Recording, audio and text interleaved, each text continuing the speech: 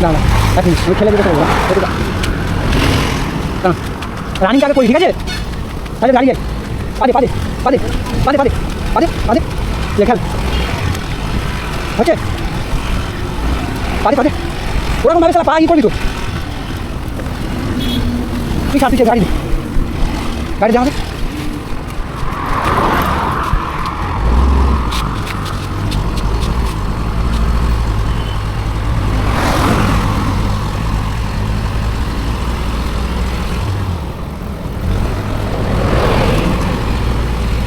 আসলে আমাদের গাড়িতে বার করা যায়নি তেল নাহলে আপনাকে দিয়ে দিলাম একদম ধারে নেন দাদা ধারে নেন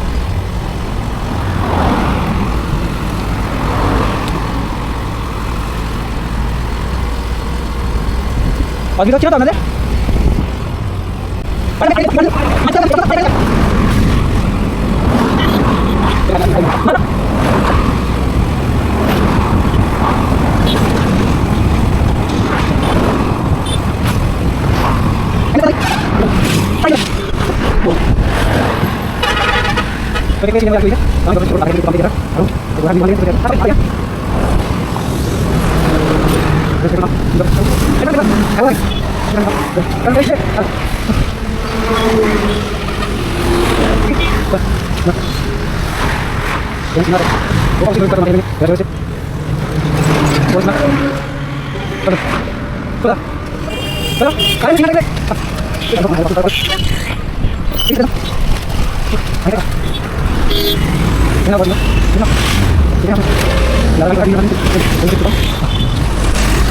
সেই কোলাঘাট ব্রিজের ওখান থেকে না আমরা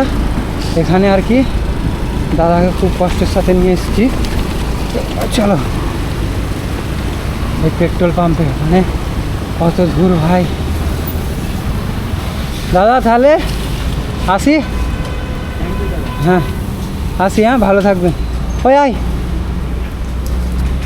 মানে আপনি এত দূর আসতে গেলে আপনার কি হতো বুঝতে পেরেছেন তো মানে বন্ধুরা সেই কোলাঘাট ব্রিজের আগে থাকতেন এই দাদার তেল শেষ হয়ে গেছিলো মানে অনেক কষ্ট করার পরে আর কি আমরা এখানে মানে এনাকে আনতে পেরেছি আপনারা মানে কি বলবো যদি ভিডিওটা একটু ভালো লেগে থাকে আপনাদের কাছে